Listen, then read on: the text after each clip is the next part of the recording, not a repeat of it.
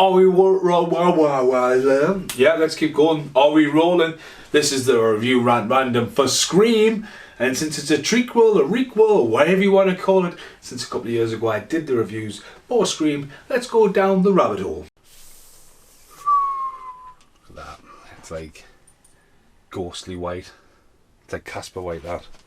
So recently I picked up the Scream soundtrack, and I was a little bit disappointed because I thought it was a double vinyl. Now, it was the most sought after script, and this is the rise of the internet.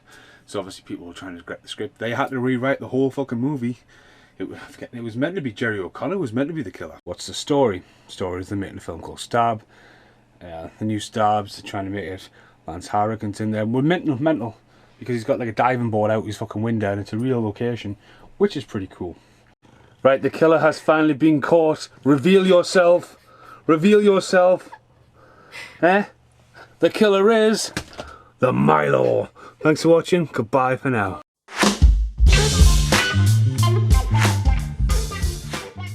Okay, you ready for this? So it's a couple of years since that. You've seen the intro credits as well. Last night I got to see Scream on opening night. And straight away, Scream. Is it a remake? No, it's a trequel. What's a trequel? Well, it's when they just call it the movie for the next generation, like Halloween and more importantly, the Candyman.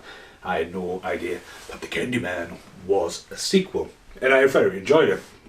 But again, if you look what Scream is, it always turned the genre on its head.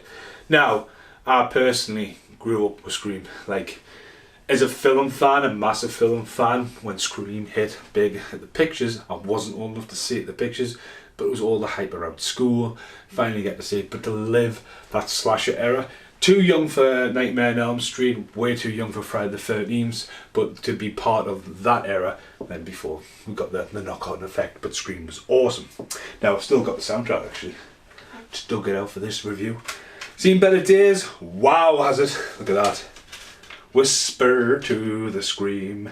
So yeah, anyway, the score needs to be properly released. Marco Beltrami. Mint score, like the Con Air. Which is on here. Yeah, this is the Scream 1 and 2 soundtrack. Flips it over, should be a double vinyl. The score needs released, that's for sure. So anyway, going down nostalgia. Recently I rewatched all 4 Screams, not the TV series, before seeing this last night on opening night, and it was packed. It was packed. Scream 1, great for it, great cast. Wes Craven, the master of horror, you know what I mean, hits another home run. It's very rare for a director really to have a second hit. He's had quite a few hits, Wes Craven, but you know, he came back, he did the sequel, he did the trilogy, and then years later he came back for Scream 4. Should he have really passed it over to somebody else to give new light? I would say possibly, but again, it's that whole reunitation of the cast and another twist on it. And again, it went down the rabbit hole. It went down who did it, and then even spoofing itself in Jay and Silent Bob, and the crossover in Jay and Silent Bob. And I've got a phone now, and I know I can just do that, and... Hello? Hello? Do you like scary movies? It's now on silent mode. Last night I was at the pictures, I was like, how do I make this phone silent? So that's my new phone. Anyway. So, you're watching this, I am going to spoil it with a certain rant, so if you haven't seen it yet, I recommend going to see it, the pictures and what did I like and what didn't I like. I'd watched the trailer ages ago, and the poster going around, the killer's on the poster. Now Carl was meant to come with us, but Carl wasn't feeling well. We'd done the podcast the night before for Money Train, so maybe I told Carl's ear off. But me and Britt went and we had a spare seat, and the whole pictures was sold out. And going into this, after seeing the other one, where they're going to go with this, yes, Courtney Cox is back, David Arquette's back, or they're going to do a Ghostbusters here as well. How they're going to bring these back in, where's the story, who's going to be the killer? Because if you look back, you know, the first one, yes, the twist. The second one, reaching, but Timothy Olyphant is the fucking man. You know what I mean? Timothy Olyphant's the best thing about Scream 2. He should have just been the solo killer alone. Didn't need Billy's mom. Like, he would have been enough. Just to listen to a film, Psycho. You know what I mean? And then the third one, The Random Brother. Have you ever seen that actor in anything else? No. But the whole concept of making the Stab movie and the franchise within the movie, directed by Robert Rodriguez, Heather Graham sneaking in there, with Luke Wilson and all that shits and giggles. Great. Then Scream 4, and then it's the whole, Sydney, like, the jealous cousin did it. And we don't get Macaulay Culkin, it's not Kieran Culkin, it's Rory Culkin, who's quite creepy in it, but, you know, you think like with the fourth one of the main cast would have got killed off, or they would have started butchering the original cast off, you know. Because that's what they did. When I was in school, I always remember being a massive fan of Randy, Jamie Kennedy, and what I think's mint. I think Jamie Kennedy should have been in the last Tremors because it made no sense John Hader being in it for what Bert Gummer sacrificed. Not trying to spoil anything there, but Jamie, where are you? Anyway, off that rant. I remember like piracy was massive, and like you buy films, piracy is a crime, do not accept it.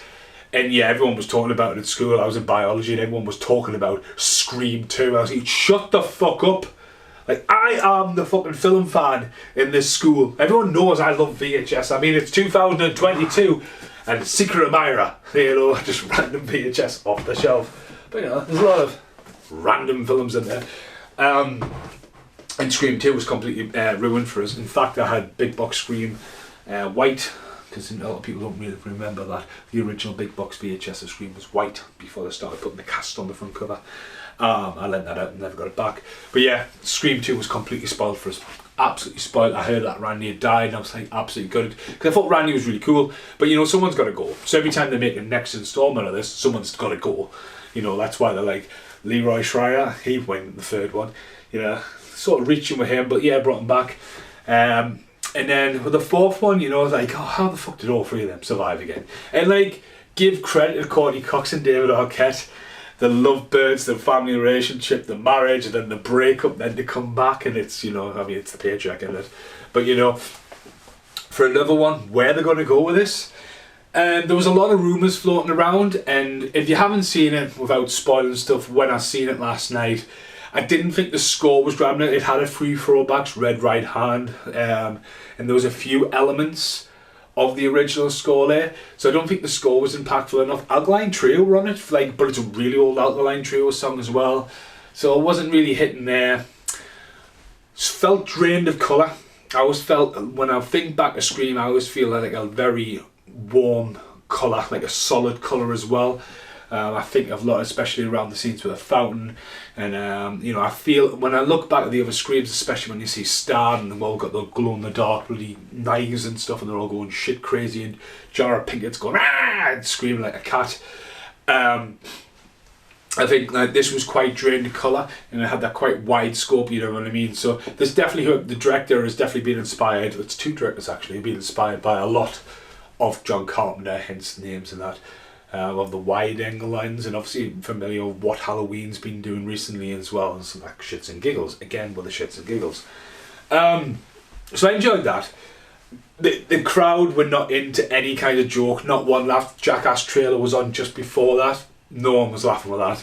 It was just a deadpan audience. I laughed at a few things, but one of the biggest problems I had last night personally was I've had my third jab, and I've not got coughing every 5 minutes, but I've got like quite a deep cough when I do. I wear a mask all day in retail, and I made the stupid mistake the other day of getting a brand new mask and having it up to here, and honestly I think I inhaled a lot of like fabric that should have been fucking washed. I've been battling that, but every time I coughed, everyone was just like, you could see heads just turn, and like, calm fucking down, none of you got masks on, I've got a mask on. Anyway, off that rant. I enjoyed it for what it was. I was wondering where it was going. I had no idea who a lot of the new cast was, but obviously I know a cast are from 13 Reasons Why are in it, and there's a lot of new generation in it. But again, that's what Scream needs. It needs new blood. You know what I mean? They did it with the fourth one. We hear the girl from Heroes, the girl from Nashville, Hayden. I'll butcher her name.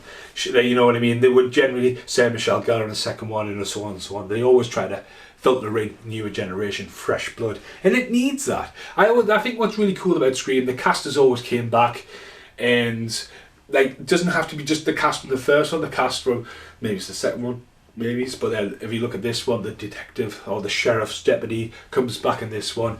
Patrick Dempsey should have been in it. There was a reference to him who. Sidney Prescott is with. She mentions the name Mark. The detective's name is Mark. That's an IMDb little fact check there. But yeah, it's good that they've always kind of have this ensembleness. Right, Story-wise, where's it going? Starts off, first one, brutal. You can see straight away this is like a new generation. The foot stomp was the killer, you know what I mean? But is it throwing you the red herring? Is she like, you know, involved? So again, it's trying to throw you every cliche and make you guess till the end. So at this point I'm going to start rolling the movie. And you can hear I'm about to sneeze. So anyway, watching it, I thought the new cast were almost forgettable at times, but there is some good casting there. I think the girl who carried it, I thought she was quite strong. The girl who played her sister, I thought she was quite strong. So the cast, I was going, right, again, at first I wasn't sure, but then I thought there was too many. I really thought there was too many. You had the twins, which were black, to Randy's sister back, and then obviously the Jim Kennedy reference, which is really cool. Nothing wrong with that, but again, it's like, it almost like was thrown, right, someone's gay, so you know what I mean, it's throwing everything at you. It's just like, right, it's just a movie. Just get on with it. You know what I mean? But it's like, you take notice of this. Like, oh, it's fine. So it's throwing all that at you. You're trying to work out who they had that random boyfriend from the past with the mullet who turned up, and you think, who's he? Where's that backstory? It's going absolutely nowhere. He gets brutally stabbed in the neck. But you think, where's it going with that? Missing that bit out, whatever's going on there, off that rant. So we get a few kills in because you've got to create the gore. And you think, where's this going? Then David Arquette comes back, and I think David Arquette was shit hot in this. Like, he was shit hot. And I said to Britt, I says, there's no way Neve Campbell can survive this one. I says, one of the original cast has got to go on this, it's got to go. And then they kind of mentioned that in the movie, they mentioned the reason why it's just called Scream in a way. They acknowledge that, you know, because obviously there's a new Stab movie within the Stab movie or whatever. And then they had the fact that, you know, could Courtney Cox? I would have said Courtney Cox should have got killed. I think the idea of Courtney Cox being killed and she's this massive online celebrity and doing all the news and all that, but it being like, holy shit, you know, boof, you know, it goes back to Dewey. Sidney Prescott comes to help Dewey because she's been murdered and he's trying to deal with the aftermath. But again, will Courtney Cox die in Scream? Definitely not. The fucking trailer for the fourth one, with the whole camera in the barn, and go on if you've got the guts. You know, that probably misled the trailer that she was going to get killed in the fourth one. But again, we get that big standoff scene at the end, where it's like Courtney Cox, Neve Campbell, and the new, and you had, again, what Halloween's doing. It totally copied Halloween a bit. The female power couple, triple, fucking hell, triangle. That's what I was looking for. But again, there's nothing wrong with that. It was just like, right, that's what they were doing. But David Arquette dying, a lot of people think at the moment David Arquette's the killer. That's the rumour going around. The other rumour going around was Matthew Lillard was returning, and there was a lot of cliches and shots from Twin Peaks, because Matthew Lillard had a very small role in the new Twin Peaks when his face is all fucked up. No, it would have been a good idea. But then it throws a curveball that Screechy Rich returns, de-aged, as a creepy figment of imagination, and then they end back in Stu's house as well, which is really cool the way they did that, with Randy's niece sitting there on the couch, and you know, she's hammered home everything you don't fucking do, and then she's doing the exact same thing, which was cleverly done, but then realised it's the same room, the reveal that it is the same house, and you know, bringing it back full circle, and like who the killer is. And then we get who the killer is, you know, what I mean. Personally, I would have had a couple of things I would have changed about before this point. I would have had Freddy Krueger in it, Robert Englund, I would have had him in it. I would have cast him in some form of role in this movie, definitely. You know, the whole Wes Craven, the universe, that. He should have been in it. A lot of deaths during the day, brutal deaths, some of the stabbings. There wasn't much clearness about it. Obviously, the whole throwback to going down alone. Ghostface killer looked great, just looked the same, didn't need to be any different. And then the reveal of who the killers were, and then you watch it all the way through and you go, I know that girl from somewhere, and she's the fucking lass who gets her face bashed in off Once Upon a Time in Hollywood, isn't it? And you're watching that and you're going, right, so she's the resident psycho at the moment, so she did good, you know what I mean, she was that, but it's all fandom, isn't it? So that's the one to throw at everyone. It's not David Arquette's had enough revenge or whatever, it's just fandom. And then we get the guy who's like being given the ultimate rub that you're the stupid killer, you're the psycho super killer, and you realise, who are you? And you realise, alright, you're Meg Ryan and Dennis Quaid's son. So there you go. You know, he's mini Hollywood royally, and he's got the rub in the right direction as well. But he was great, he was funny, but then is he too obvious? Is it twisted? The whole thing's been very, very cleverly written to like cue everybody to the end. And then everyone dies in spectacular fashion and jump scares and ooh, who's alive, who's dead, boom, done. So it's the better sequel out of all of them. There's no revelation in it. It was over brutal. The thing with Screech Ulrich coming back, how you fucking pronounce his name, and like being there, setting up, you know what I mean, they've left this open for another one. It wasn't very clear. Because when she's on top of him, she's absolutely fucking stabbing the shit out of him, man. Fuck me. Like, fair play. But it wasn't very clear that the other twin was still alive, because he's waving at her in the ambulance and she's happy. It's like a close-up shot there would have done justice. Like, you know what I mean? The last thing you see him, he's like half breathing on the lawn. So they haven't killed most of that group of cast. So there is survivors for another Fallout. Where they could go with that, I don't know. He finally comes to cough. That's it, I pictures last night. No mask on, everyone looked at us. The other thing, I think Hayden, the girl from Heroes, should have been in it. I know there is an Easter egg in there to say on YouTube that she survived, because it was very cutting room floor, I think they said. Something I've read about the Scream films that, Kirby was still alive in Scream 4. I think a little bit more Scream 4 of anything they could have milked from Scream 3 or... I know Scream 3 is the Hollywood one, basically, when they're all on the sets and stuff, but, they had the Heather Graham thing, they had Luke Wilson, little cameo in there as well, but overall, last night, I came away from it, thought, right, it is what it is, it was a good experience. I don't think it was jumpy scary, they overdid the whole fucking, he's behind the door, someone's behind the door, got really overdone, but again, they used the score quite well for that. But again, 2 people walked out, because obviously the picture's walking down the stairs. There's a great outtake coming about walking into the cinema.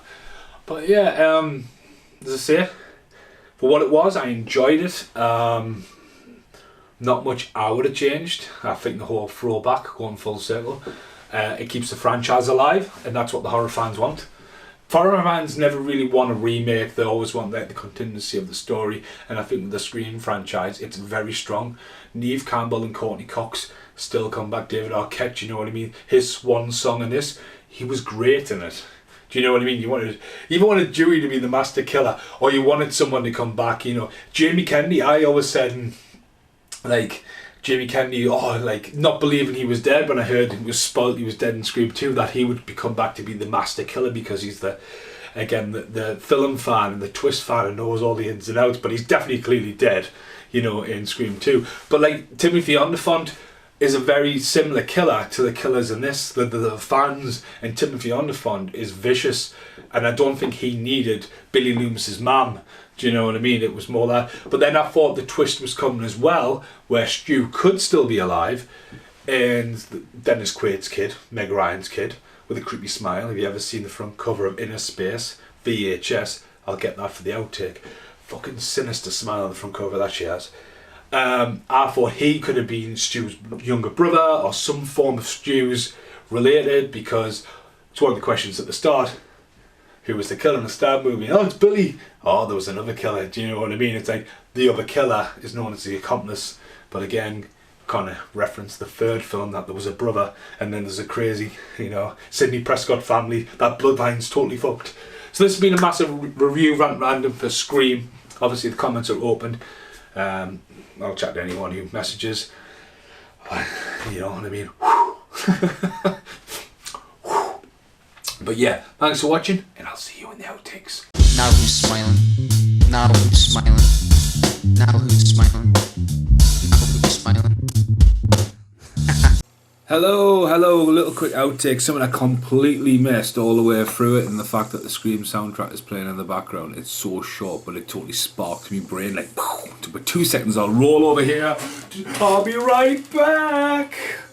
Like, literally turn off. Right, okay, so that was the chair, not my bottom. when he says that right back, it's the same doorway as well. Just a quick outtake. I love Broken Arrow, and Broken Arrow was just about the same year or just before that, and that Hans Zimmer, I think it is, Brothers, is the name of the tune. Broken Arrow has an amazing score all the way through, but it's also Dewey's anthem all the way through, and it comes in more Scream too.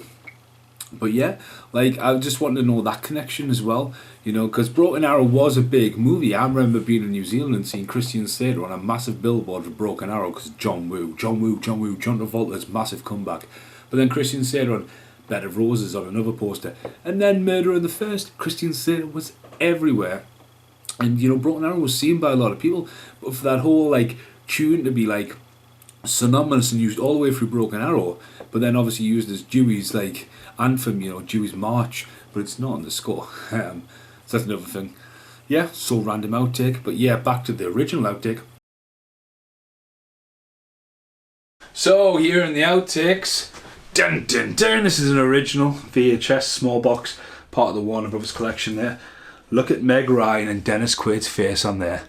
That is some kind of Joker shit from Batman. They made the killer in Scream 5. Like there, right then. It's when the kid... See, at this point in their life, that's when that guy was born. And all this time he's been floating around. And surprise, I'm a killer in Scream. Well, yeah, he's probably got an interesting career ahead of him. Right, okay, so I'm not going to go too much into this because if you're watching, hello. So I have got again, I've got no problem with anybody. I don't care what colour you are, what sex, anything. Life's life. Everyone's got life. Everyone lives life. It's just one of those things. Just get on with it. A couple of years ago, I encountered a person that I couldn't tell if it was gay or not gay. And again, I've got no problem if you're gay or not gay. It doesn't matter. I didn't even know my friend Rich was gay, right? Until he went, I'm gay. And I went, I've fucking known you for about a year and I didn't even realise you were gay. So I've asked my friend Rich, is he gay? This guy. And he went, I'm not sure. And I went, alright, here we go. Now, I encountered this guy randomly on random occasions and I've briefly spoke to him in passing at work, but hardly any acknowledgement. He either doesn't like us or there's something a little bit sinister there. I don't know. Again, life's life, get on with it. A couple of years ago, me and Mitch were sitting having a beer and I just looked over and he was sitting in the corner of this room like fucking Lestat in Queen of the Damned, right? Nobody around and just him, a beer, and he was just staring at me and Mitch. And we nicknamed him Queenie Bitch. Again, I don't know how it ended up being called Queenie Bitch. And I kept seeing him everywhere. And he just really didn't acknowledge him, you know, like you see somebody every day and you go, right, okay. Fucking honestly, right, I've moved house since this, but at the end of the day, at one point during lockdown, I realised he lived at the bottom of my street. And his window looked right into my window and I went, this is some fucking Hitchcock shit, mind. Like, literally. But again, just being civil. Hey man, you right? Just walks on. So anyway, I messaged my friend Rich and I went, you never guess where that guy lives? Now bearing in mind at this point, I'd only ever seen him in the northeast area and I live just outside the northeast. And as Rich, he could have been from anywhere because the HMV shop I work in, it's like, you know what I mean, it's in Gateshead. Like, he could have been from anywhere in the northeast. And he just so happens to live at the bottom of my street at the time. And Rich was like, fuck right off. I went, yeah, that's right, he's at the bottom of my street. I was like, terrifying. Do you know what I mean? You couldn't write that. You couldn't write that in the Scream. So anyway, Brit's aware of this guy. And again, you know, I just don't know him. But he just appears. And I was like, is he really there? You know what I mean? And I seen him yesterday and I was like, Brit, look! Brit was like, oh my god! Well, we haven't seen him for ages. And again, he's very, you know, it's winter, it's cold, he's got a vest on, a big coat on, but it's wide open. You know, I was getting, alright, cool, whatever. And anyway, there he was. So the cinemas sold out, right? Cinemas sold out. And the couples like left or what. And there was no one sitting in front of us. There's no one sitting on the left of us because Carl couldn't make it, so we had the free seats anyway. So Brit's backpack takes up that seat. And there's no one in front of us there. I get, right, cool. Right, the fucking film starts, right? And I said to Brit, I says, I watch somebody come and sit here, right? Watch somebody come, because there's people everywhere around us, and these are nice 2 seats in front of us, right? And there you go, film started, the lass has just run away, just had a fucking leg stuck on, right?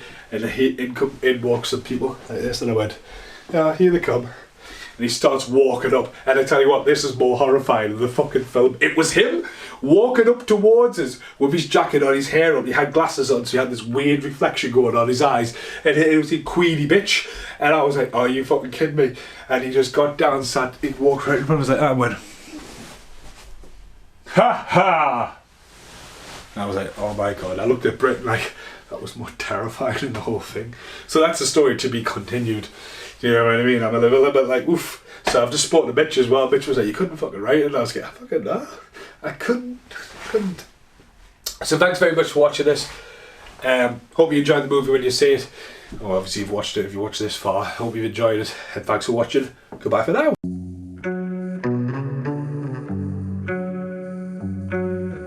And now